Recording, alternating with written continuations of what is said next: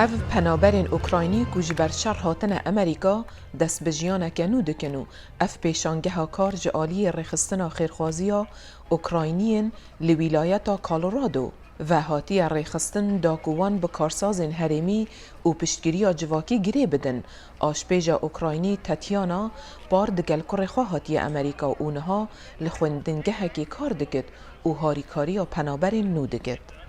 So when you came here, try to find Devamlı roften vedere hevildidin ku Ukrayniyendin bibinin u birexistina herimi re tekildari deynin. Halkeme tedigihejin o evi gellek zanyari u çafganiyan nişane mirovan bidin. U ve alikariya mirovan bikin da ku ev kar bibinin.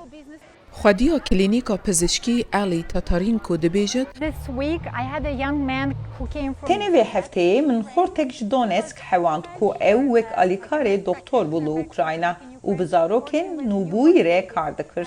Niha İngilîzya wî ne gelek baş e, lê ew pisporek zana û jê hatiye û giring e ku em derfeta karkirinê bo wî ya li vir dabin bikin.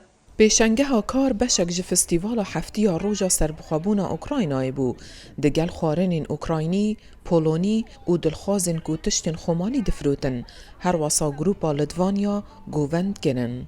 It's really important for people. Gelek giringe ji bo kesên tenevir ku ti kesî nas nakin û tiştekî nizanın hevdû bibînin û bikarin li vê derê kar bibînin hevalên nû çê bikin û gohdarê muzîka Ukraynayî bikin.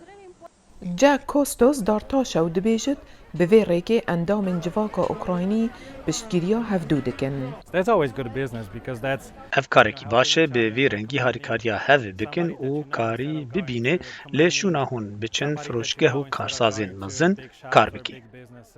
انا بروجا وینکیشا و وی و میری خواه گشتا جایی جبو اوکراینی نوهاتی رخست. Connections meaning a lot. This is a really great gathering. Tekli privatedarın ev hatına digel hev kombûnek mezin ya Ukrayniyane em dikarin bi gelek şêwazan alîkariya pinaberan bikin da ku ew kar bibînin herwa hevdû nas bikin û bi tenê nemînin. اوکراینین گروپا کالورادو دبیجن جدما شری لأوکراینا دست بگیری زیدتری 5000 پنابر هاتینا ویدره. راپورتا سویتلانا پریستینسکا هلینسندی دنگی امریکا